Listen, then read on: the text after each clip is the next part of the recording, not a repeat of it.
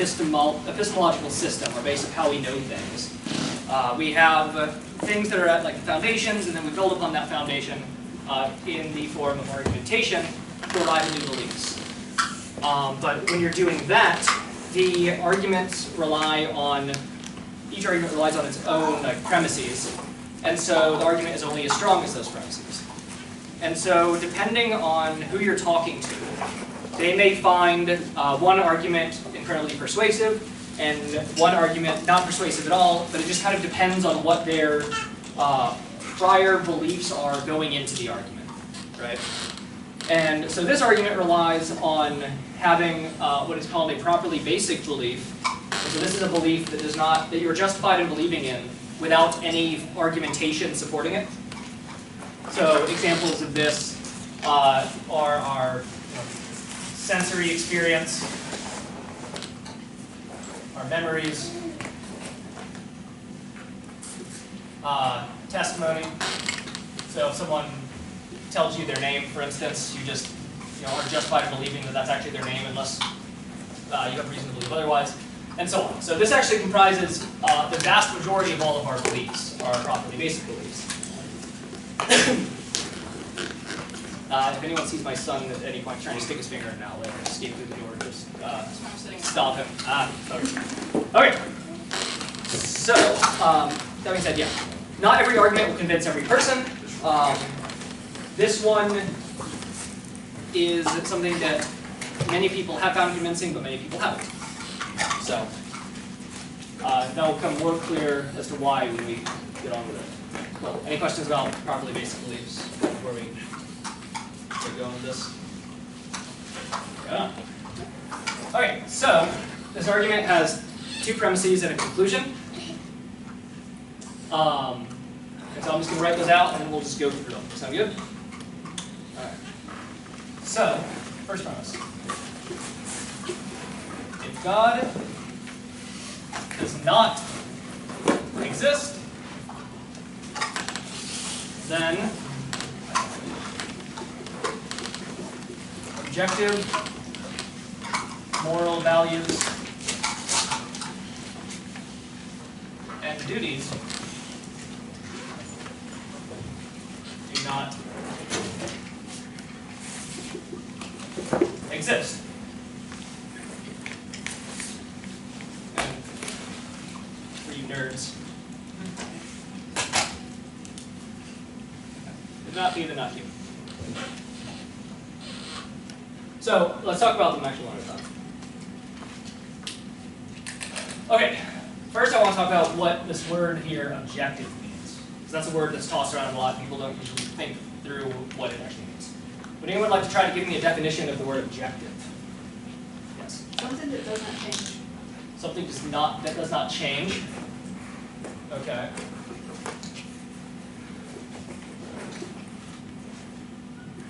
Anything else? I would say fact-based. Fact-based. All right. Julian? Something that's outside of individual opinion. In other words, it's not subject to our opinion.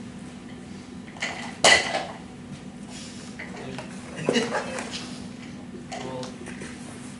Opinion? All right. Anything else? Yeah. It could be like proven. Be proven. All right. Any other criteria for what it means for something to be objective? I think, well, all those things are just describing what is truth. The definitions of truth.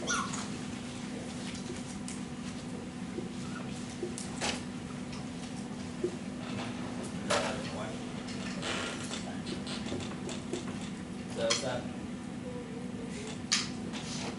Forgot C syntax there for a second. All right.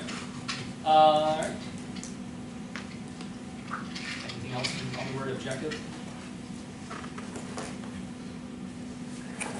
Okay.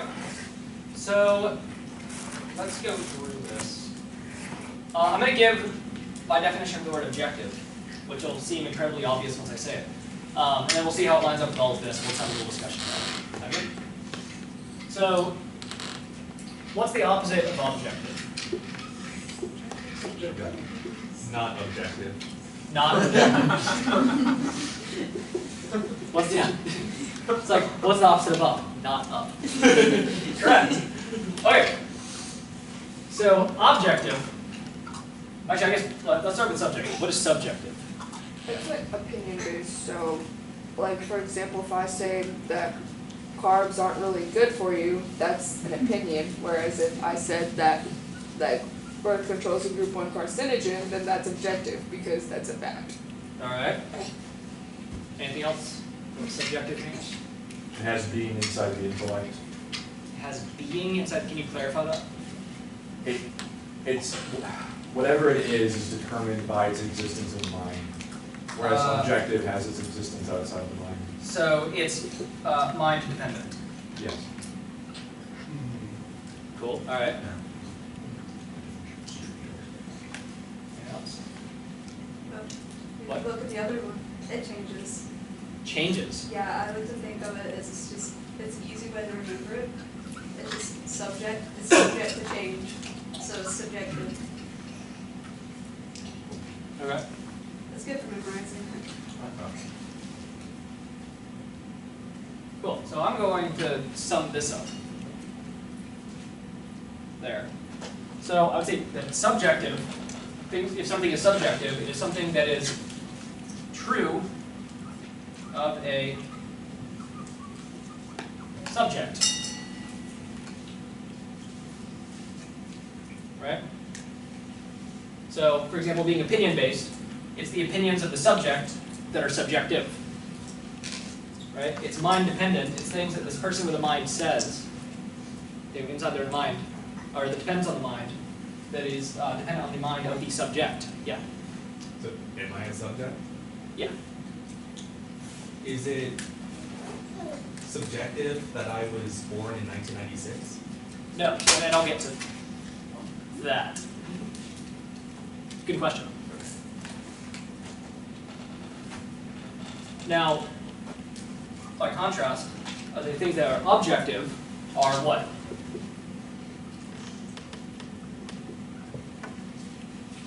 True of a object. Objective, subjective. Right? So let's go with your example. So you are a subject in the sense that you are a person, right? But you also have physical being, right? In that sense, you have some object to you, right? And so if you were to say that you like pizza, that is true of the subject, Terrell. But when you say that I am born in 1996, that is true of like the object, right? Like if you did not exist, then it would not be true that you were born in 1996. Right? Likewise, it also wouldn't be true. It could still be true that if Terrell did exist, he would like pizza. But there. Now, given this definition, can things that are objective change? Right? When we say they do not change over here. What are examples of things that that change? Temperature. Just in everyday life. Temperature? Okay. So if I were to say, like, let's assume it's kind of hot here, isn't it? A little bit? Or just because I was chasing him around? It's a little warm? Cool. So let's say it's like 78 degrees, right, in here.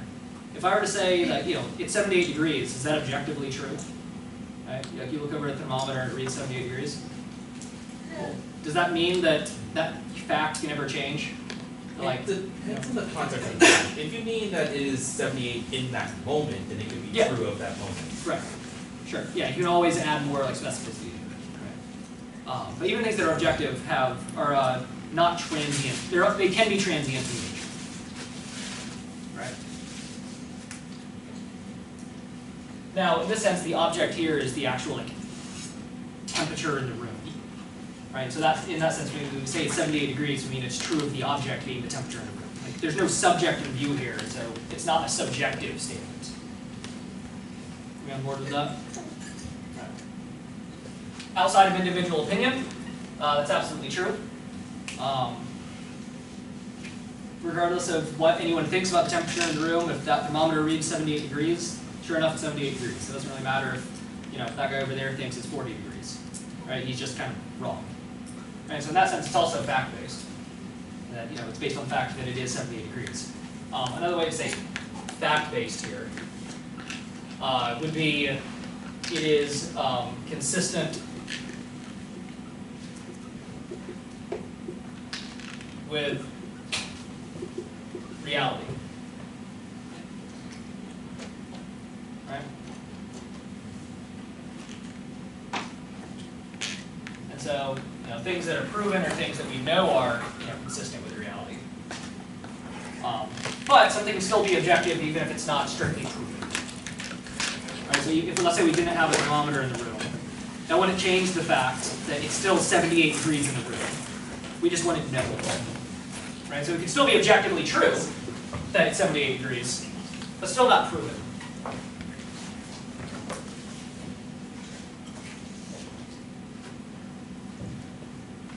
And this thing changes here for subjective, so I'm just kind of going through them all one at a time. Certainly it can change, but something that is subjective doesn't always need to change, right? So my favorite flavor of ice cream has been Rocky Road my entire life. But that's still very much a subjective thing, my opinion that Rocky Road is the best ice cream flavor.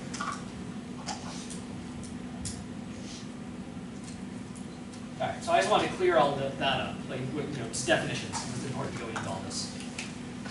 Anyone have any extra comments? You can read my chicken scratch. Yeah, Julie. It's objectively true that Rocky Road is not the best ice cream flavor. And so that's an example of something that is not true. Okay. Everyone pull by erase this? So I can write more chicken scratch later?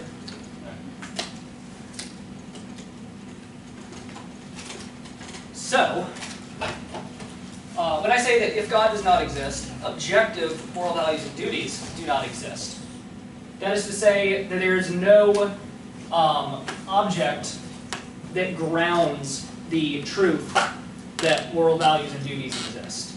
And so an example of this, in terms of, like, let's say something being objective as well, is how do we know if something is a meter long? You measure it with what? Okay. What determines how long a meter stick is? What we've defined as a meter. What? What we've defined as a meter. What we've defined as a meter. An objective meter. Okay. Does anyone know what an objective meter is based off of? People. Terrell, do you know? Isn't it based off the speed of light? It is now, yes. But it wasn't always. Does anyone know what it was based off of before the speed of light was, like, very firmly calculated? I believe it had something to do with the prime meridian and like distance around the globe. I may be crazy. Not quite. Might be crazy. Might be crazy. Might be crazy. So it was actually defined by a physical rod that sat in a museum in Paris.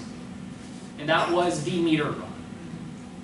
And so anything that had this length, exact length of that thing, that object, was objectively a meter long. And if it did not have the exact length of that object, it was objectively not a meter long. Now, since then, we've discovered that, hey, it turns out matter like decays a little bit over time, and this thing can actually like shorten by like very small amounts. And so we should probably move to a different criteria by which to determine if something's a meter long. And so that goes to what you said about defining it using the speed of light, something that, as far as we know, doesn't change. So, okay. Now, the reason we say that if God does not exist, objective moral values and duties exist, because there really doesn't seem anything like that anything exists that can possibly ground objective moral values and duties. And so, what you would have to conclude is that if God doesn't exist, then it's all subjective.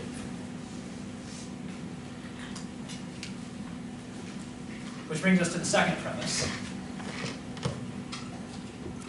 which is that, however,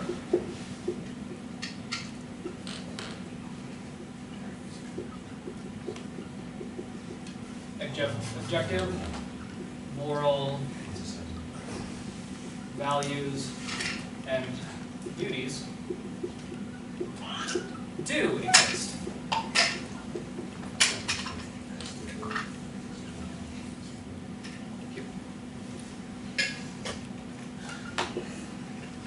All right. Fun one first. Can anyone tell me,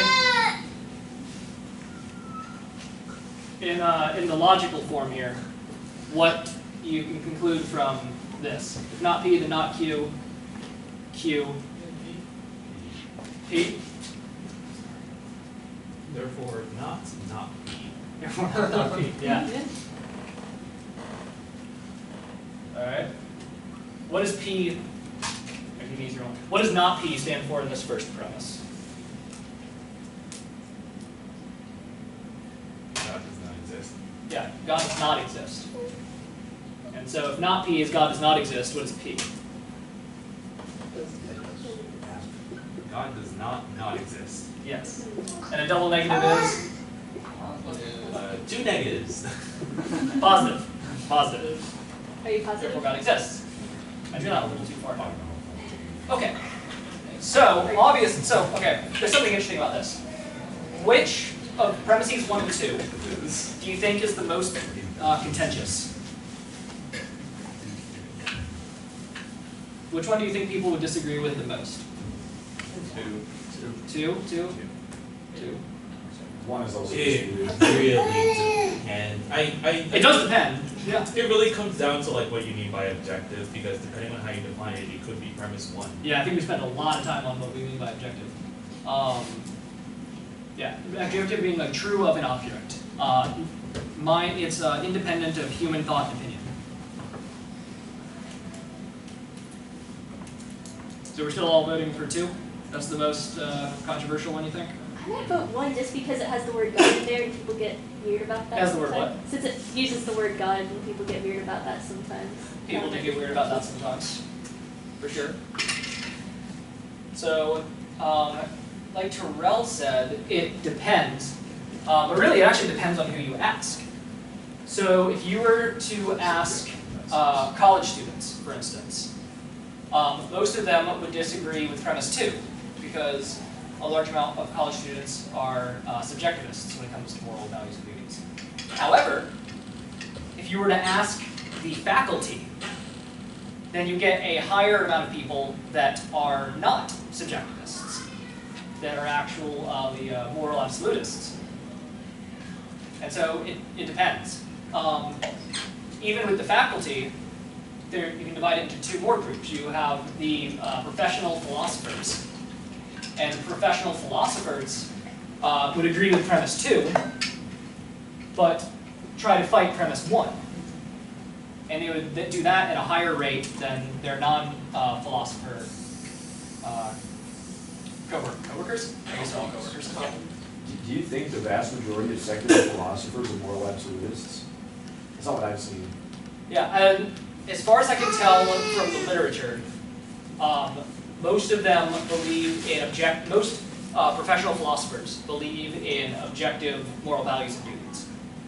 They disagree on the grounding for those objective moral values and duties. Okay, I saw some polls that said most of them were relativists in terms of morals, but that's interesting. Yeah.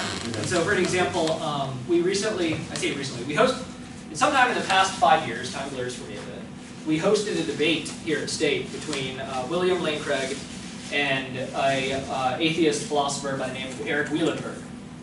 And they debated not on whether or not objective moral values and duties exist, but rather they debated on what the grounding for them were.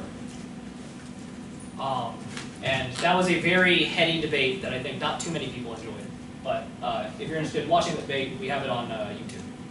So. Have you seen those polls that come out every few years where they interview most of the professional secular philosophers on their views? No, and I guess it also depends on what professional secular philosophers they're asking, right? Yeah. So, well, it's pretty. Like, what's the actual grouping? Most faculty from colleges all around the country. I'm not trying to push those points. No, you're good. I just thought that was, you should look into it, it's interesting. Fair enough. So, since the context that you all find yourselves in is dealing with college students most of the time, then we're going to focus on premise 2 here, defending that. Because in all of my years at State, I've only run into people who disagree with premise 1, because I was mainly talking to college students, a few times. It's kind of rare. So, not super worth spending your time on if we're looking to practically train for these kind of conversations. Right? Okay. So, I'm going to go back to properly basic beliefs. So, we have sensory experiences of things. Right? The example I like to give is you look out into the parking lot and you see this orange orb sitting on the ground. And on the basis of seeing that orange orb, you come to the belief that you're looking at a basketball. Right? Like you believe you are looking at a basketball. Now, the question is, are you justified in believing that you're looking at a basketball? Like, sure, right? Because you're looking at it. Like, there's no reason to think that you're not looking at a basketball, unless someone were to provide one. Maybe you're hallucinating, for instance. And, you come to learn that somehow. Unless that's also a hallucination. Then you enter this vicious infinite regress. So,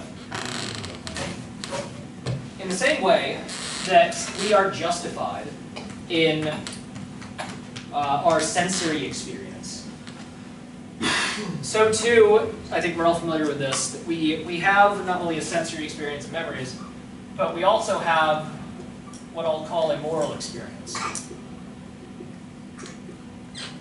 We've experienced things that have happened to us in our lives, or we've seen happen to others, that give us the impression that those things are actually morally repugnant. Right? That you see something, you're like, well, that was actually wrong and like unjust, and that shouldn't have happened. And as part of this experience, it doesn't ever naturally cross your mind that, well, maybe that that horrible thing I just saw or learned about, maybe that's actually okay, and it's just something in me that doesn't like it. Maybe I'm weird. There's something messing with my psychology. That is, to deny your moral experience is something you actually have to be indoctrinated into or out of, depending on how you look at that.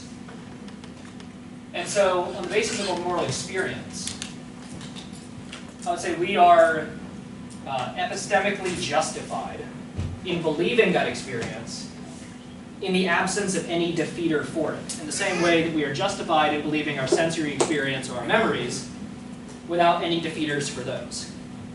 And so then the question we have to ask is, what kind of defeater could you possibly offer to defeat the moral experiences that we have, right? The validity of those. And so a quote from atheist philosopher Louis Antony says, any argument from moral skepticism will be based on premises which are less obvious than the existence of objective moral values and duties themselves. And so let's say what that's saying is, let's say someone constructs an argument against the objective morality that you perceive from your moral experience. The arguments that they would, or the premises that they would put into forming that argument would be on less solid epistemic grounds than your own moral experiences. And so you could never actually be justified in believing that argument over your own moral experience. Can you repeat that? Follow? Yeah. So if you have like, let's go back to the sensory experience. If you have some sensory experience that you're actually looking at the orange orb, for instance, that's you have such a strong belief in that based on your sensory experience, that if someone were to come up to you and try to convince you that no, you're actually like hallucinating, here's my reasons for it, or like that you're not actually seeing the thing that you're looking at with your own eyes, it's hard to imagine a case where that argument is on stronger grounds than you just looking at the thing. Like, what would it take to convince you right now that you weren't actually sitting here listening to me talk about this subject? Like, could I construct an argument that is more whose premises is more obvious to you than your own experience of you watching me talk and hearing me, right? And your memory of getting the email about the meeting tonight, and so on. I mean, you don't know what you don't know. I don't know what an argument like that would even look like, so I wouldn't be able to evaluate its quality. Yeah, I can't even imagine that, right? Yeah, Which is my but point. I would also say that doesn't really help the case because I already know that an experience of something isn't one-to-one with reality. Not always, right? And that's why, so properly basic beliefs, they can be fallible, right? So you can find out, like for example, when you're driving down the road on a hot day and you see what looks like water in front of you, right? So our sensory experience can be wrong. In the same way that our moral experience can be wrong. The question is, what does it take to convince us that that's actually the case? Because 99.9% of the time, right, our sensory experience is actually right. Like, it's very rarely the case that it's wrong. And when it is wrong, it's actually fairly obvious that it's wrong. So in the case of the mirage, right, you keep going and you don't run into the water, and you're like, oh, that was a pretty convincing case that I was wrong about the pond on the interstate, right? I mean, that we know.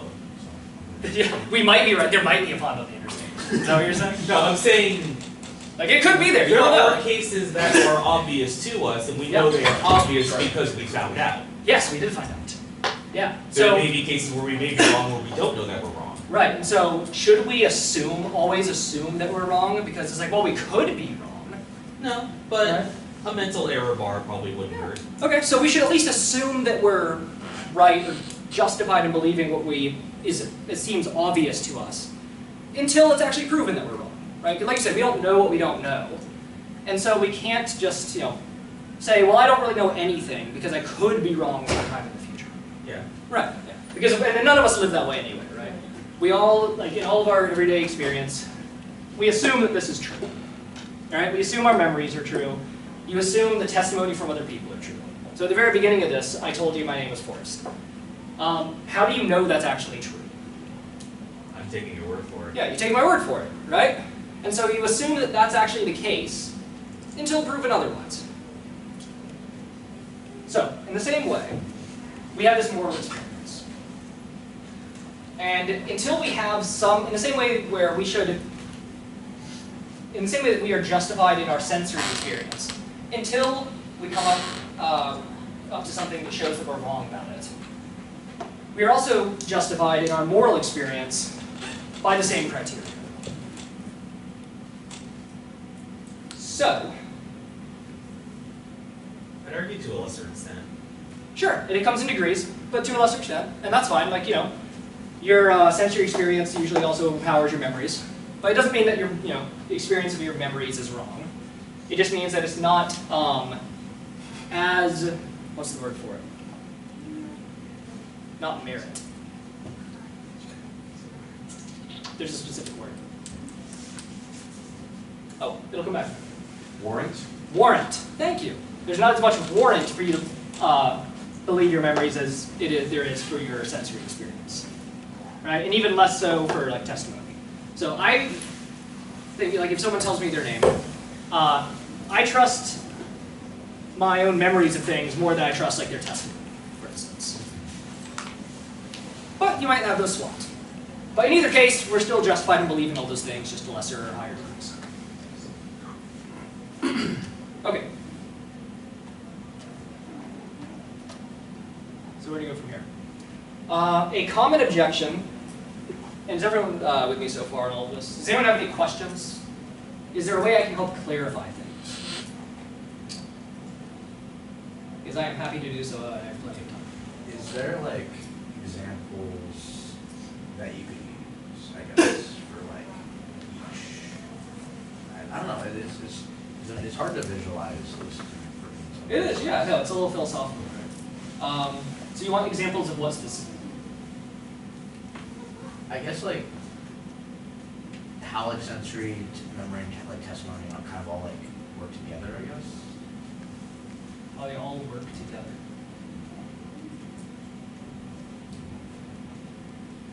How do you mean? I don't know outside of it. No, you're good. Let's keep, fleshing it out a little bit. Like how they make up that 99.99% of like our worldview, I guess. Oh, of the things you know. I suppose Yeah, sure. So two things. This 99.9% was in reference to me saying that our sensory experience is actually veridical or true or trustworthy 99.99% of the time. So that's what that was. But also, our properly basic beliefs do make up the vast majority of our beliefs, right? Because this is, for example, your ongoing beliefs of what you're experiencing at any given moment, right? And then what you're experiencing at any given moment, the next moment then becomes a memory, right? And so it's true that in a couple of hours, it'll be true that you did experience this talk, for instance. But it's true that you are sensing the talk now. And so you have your entire life experience that makes up your memories, and you have beliefs about each of those memories that they're actually true. Like when I was 9 years old, I fell off my bike and split my helmet, or like that kind of thing. That's a belief that you have, but it's not based off your sensory experience or testimony. It's based off your memories, right? Then if you were trying to figure out what your beliefs about let's say the sum of all your scientific beliefs, for instance, about what's true in biology or physics, or chemistry, that kind of thing. You could list off a bunch of facts, a bunch of things that you believe about each of those disciplines, but that list, in terms of its length, would still pale in comparison to all of your memories and all of the things that you're constantly experiencing. Right? It'd be a much shorter list. Now, they're both your beliefs, and they have different, degrees of warrant to them. So, for example, most of your scientific knowledge is actually, to an extent, based off testimony. Right? So, for example, when you learn about things that happen at the Large Hadron Collider, the particle collider, you're not actually there to witness the thing happening, and right, yeah, people tell you, hey, this is what we experienced, this is what we wrote down, and these are our conclusions based off of that. Lots of the time, we don't even have the knowledge necessary to evaluate their conclusion based off of just their observations. And so when people tell us, hey, I'm an expert in this field, and this is the conclusion I come to, you're taking that off testimony as well. Because you're like, I mean, he's an expert, I guess he's right. Which is less solid than Yeah. Which is less solid than your sensory. Yeah, it can be, right? When people tell you, hey, these are the things I observed and the conclusions and all that, that's still less obvious to me than the fact that I'm reading the article about it on the internet, I'm much more sure in the truth of me reading the article than I am in the truth of whatever it is they're saying. That's not to say what they're saying is not true, it's just I don't have as much, it's just not, it's on a not as strong of a ground, right? Does that help clear some things up? Yeah. Cool. But Terrell, I know your answers. What's up? What was the race? You tell me. I'm Memory. gonna steal some of my son's water real fast. Objectively, morally, ontologically wrong. What? Is that a question or just a solution to a crossword stealing puzzle? the water. Oh, got it, yeah. Well, in all fairness, it's my water, right? On what authority? My son doesn't own anything. How do you own water? By purchasing it. You possess it. What same as you possess it? Does that same as ownership? That's a different discussion. Depends how you came to possess it. If you steal it, no. Okay, so I did remember my question. Yes, what's up? So- All that jogged your memory. Good. We'll go with it. So Okay. So you Like define memory objective as a fact about an object, right? Yeah, something that is true of an object. Okay. Yeah. Can that object be an abstract concept? Can that object be an abstract concept? Sure, yeah. So, for example, so squares and circles do not actually exist, right? They're not concrete objects. So like a perfect circle, okay, I'm gonna do a square because I can, right? I'm gonna try my best. Okay. Can you try again? No. Hold on. What perspective? Hold on. Fixed it. Objective. But okay. As I said so method. It is square, yeah. So squares do not actually exist. This is just a That could be a rectangle. bad representation of a square. It can be. However, it's still true that squares have 4 sides, and it's objectively true that squares have 4 sides. Granted, in this case, it's true by definition, right? Then you can get into this whole debate of, well, definitions are based off of humans making those definitions up. You know, like, what is a side? Well, it's whatever we define as a side. Anyone getting some like Vietnam flashbacks to some of your classes? I haven't been. No. All right. So yes, it can also be true of abstract objects, as opposed to concrete objects, where you and I and that fan there, the chair, this marker, those are all concrete objects. Whereas abstract objects are things like a perfect circle, numbers, formulas, sets of things. All those are abstract concepts. Anyway, slightly outside the scope of what we're talking about now, but good question. I think it's relevant.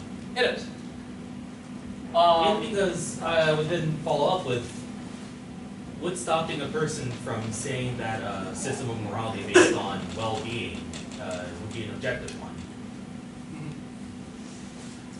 So I start off by saying that this square, the idea of a perfect square. Okay, that didn't happen. Assume I drew a perfect square on the board. I start by saying squares don't actually exist, right? And so we can make objective statements about squares, kind of based on definitions of that kind of thing. But we can't really ground things in reality on abstract things, right? For how does a square, and so this is something, so there's different philosophical fields of thought, right? One of those fields of thought is called Platonism. I'm sure you guys have all heard of Plato, right? Platonism, don't get too happy. I love that guy. Yeah, I know. Okay. So what he would say is that these abstract things, they actually do exist. And he would call it Plato's forms.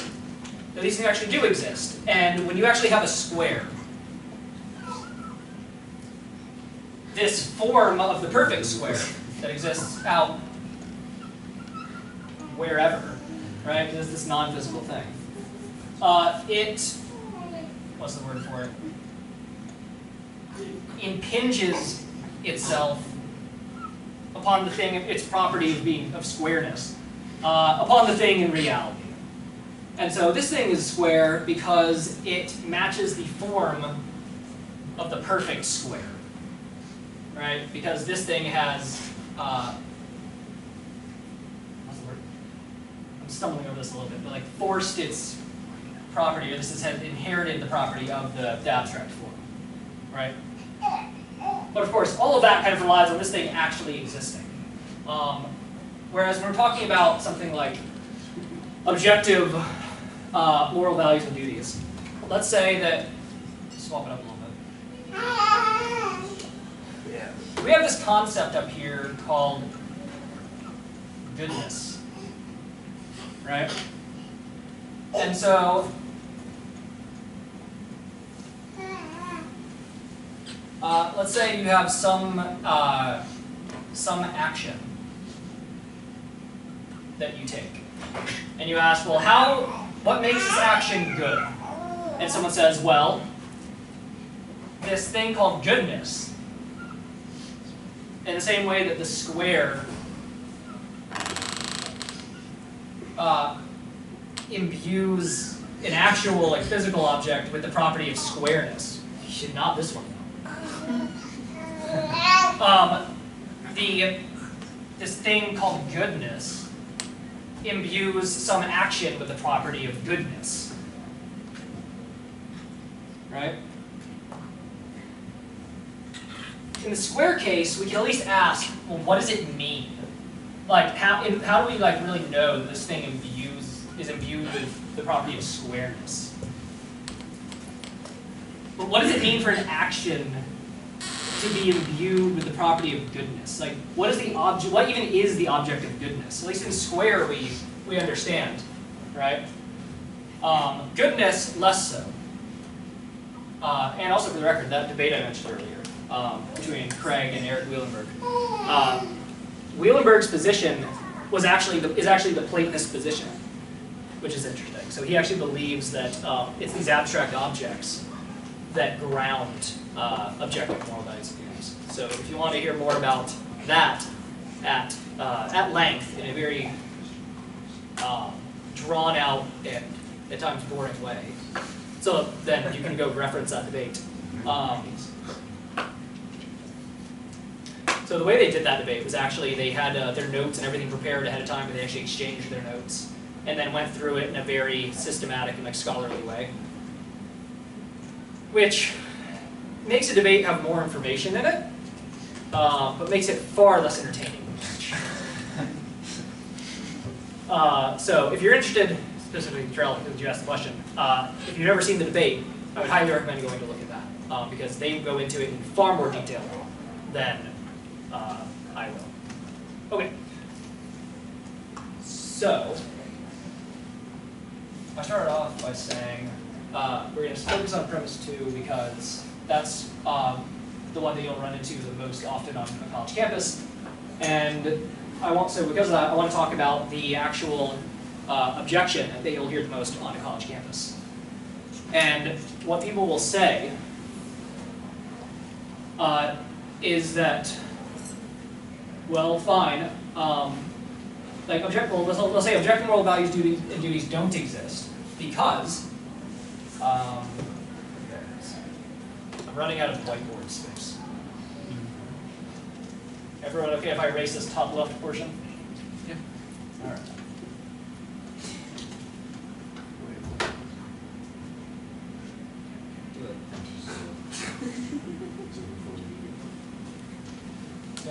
Well, let's say they don't exist because the reason that you think that things are good or bad, or I'm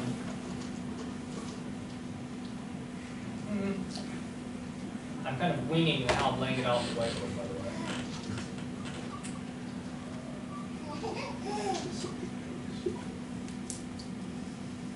The way that you believe, or have come to believe, that things are good and evil is because it has essentially been programmed into you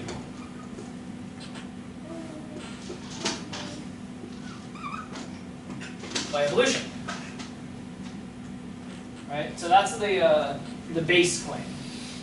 And so depending on what they actually mean by that will affect how you answer. So if what they mean by that is that your belief in good and evil existing, that's not true because you came to the belief via evolutionary processes. Does anyone know what that kind of, does anyone recognize a general like pattern that fits in terms of like logical fallacies? No? Has anyone heard of the genetic fallacy? Yes. Yes. Yes? Can anyone see how the genetic fallacy fits this pattern of X is not true because you believe X? Yeah, because of Y? What is the genetic fallacy?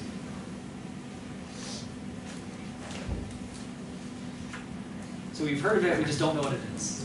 This is what I'm gathering. Yes. Okay. For me, exactly. It's attacking the origin of a belief. Well, it's saying a belief is false because of its origin. Right, okay. It's false because of its origin. So an example of this is astronomy. Astronomy is the study of the constellations and how they move in the sky based off physical principles. Right? Does anyone know? Check mark yourself. Does anyone know where astronomy finds its roots? Astrology. Astrology.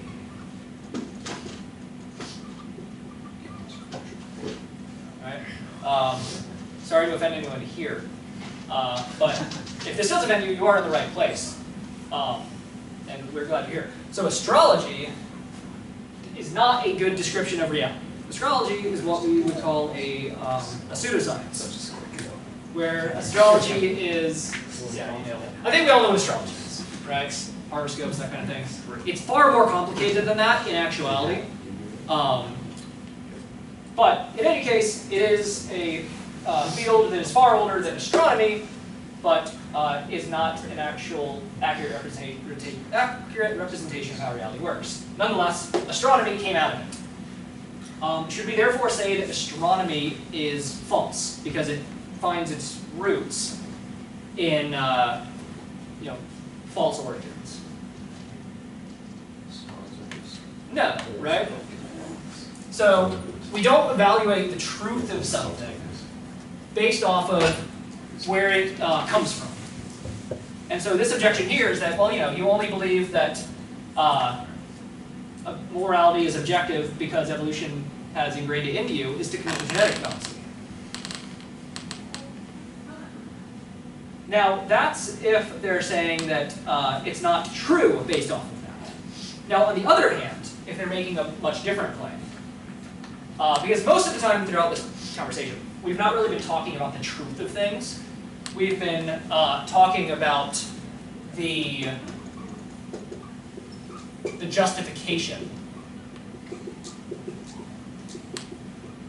of things, right? So we've been talking more on the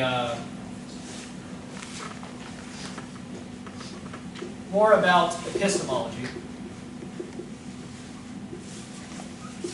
than we have been about ontology. Yeah. Have you talked about the equivalent at all tonight? I have not talked about eutherosoma.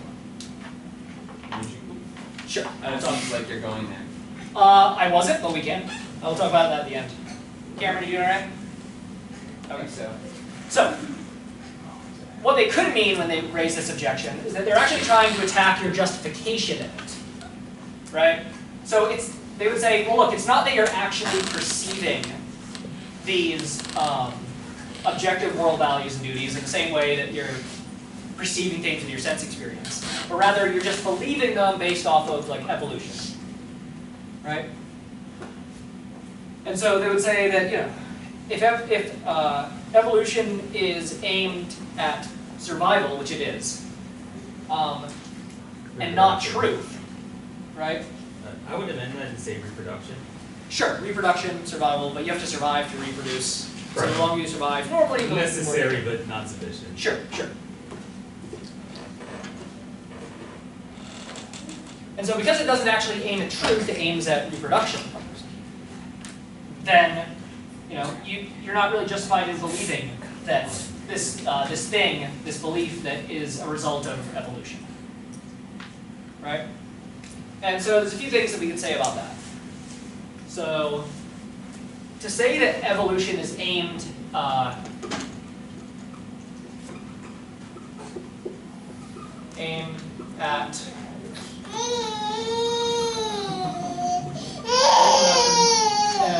He didn't want to sit down. and not true.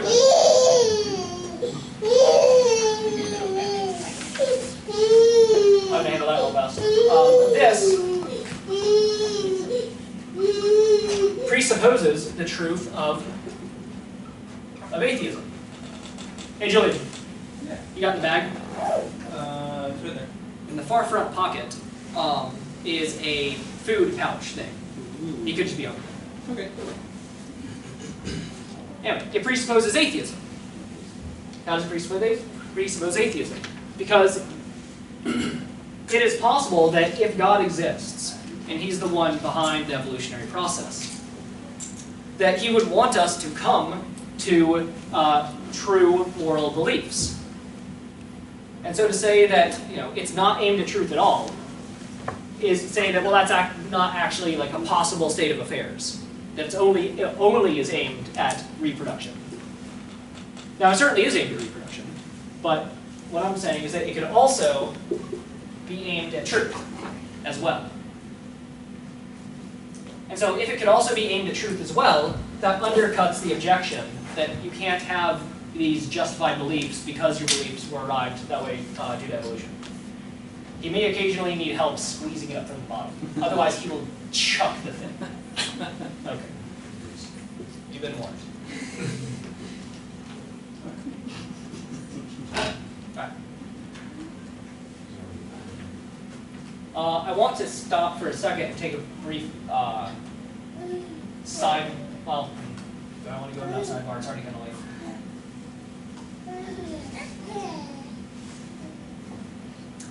I'll go this way instead. So, whenever people, so a trap you can fall into. Whenever people attempt to explain things in terms of evolution, it usually involves a lot of what I call storytelling and hand-waving.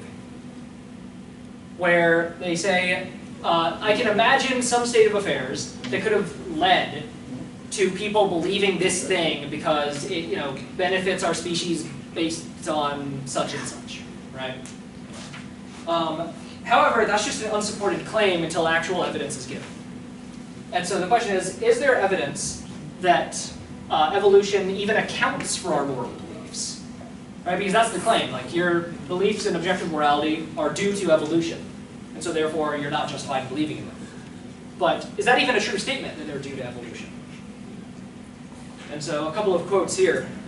This is from biologist Jeff Schloss, which is kind of a funny last name. Jeff. Like, for someone to be sloshed, like drunk. Anyway, Jeff Schloss. He says, after surveying the biological literature, not only do we currently lack a fully adequate evolutionary account of morality, but the manifold accounts we do have are also disparate and are often represented by prominent exegetes as having resolved issues that are still in dispute. In reference to the argument we're talking about now, the evolutionary debunking argument assumes that moral beliefs are in fact adequately explained by natural selection. There's little question that they are not. However, dispositions towards certain behaviors, like reciprocity, parental care, etc., do have fairly compelling evolutionary explanations. But we don't actually have a plausible evolutionary proposal for the moral beliefs associated with these behaviors. I've done a fairly recent review of the literature, and I can't find any coherent account for moral beliefs or even normative intuitions. So we don't have any good reason to believe the premise of that argument, that evolution actually can account for our moral beliefs, or even beliefs in general, but rather evolution is aimed at producing actions, not necessarily beliefs. The actions are the things that, if you do them, lead to survival, whether or not the underlying beliefs are true or even there at all. Yeah? I was wondering what the faith is of the guy that said Jeff Schloss. Jeff Like, Schloss. where he professes to be. Good question. I don't know. I don't know. I did not investigate his personal beliefs too deeply. But that's a good question.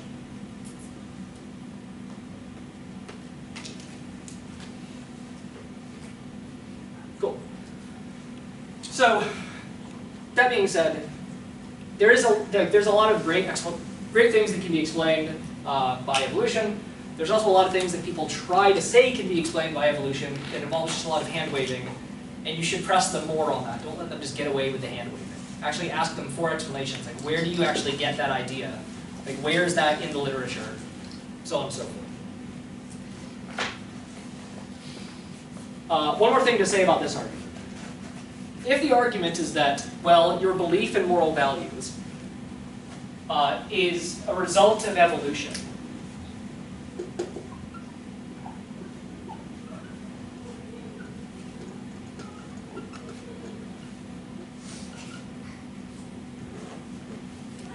then, and therefore you can't trust your belief in those moral values. Well, why do we stop at only our beliefs in moral values? What about the rest of our beliefs?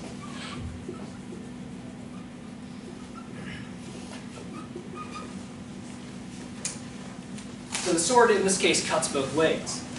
If we're going to be if we have to be skeptical about our moral beliefs, because they're a result of purely blind, evolutionary processes. Because in this view, remember, all we are is just matter being acted upon by physical law. Then our other beliefs, like there's no real like physiological difference between our moral beliefs and our beliefs about everything else.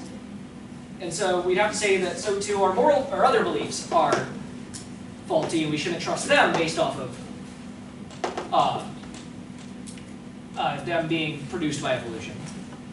But that of course also includes our belief in evolution itself. Right? And so this purely naturalistic evolution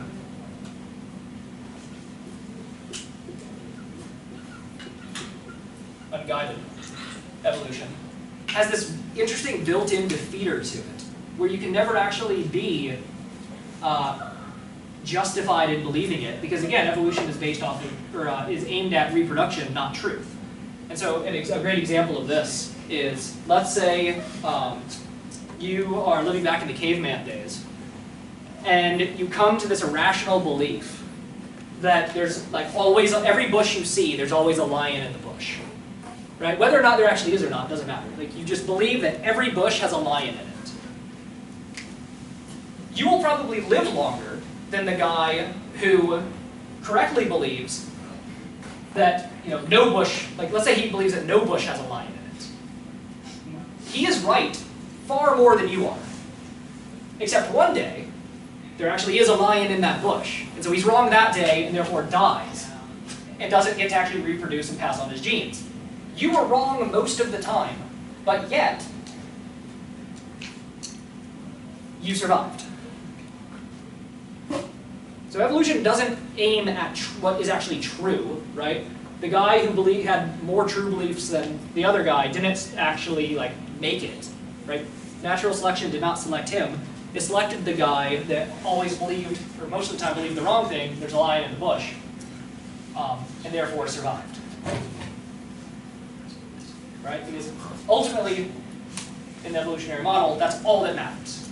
You survive, you pass on your genes. Whatever helps you do that, that's all that matters.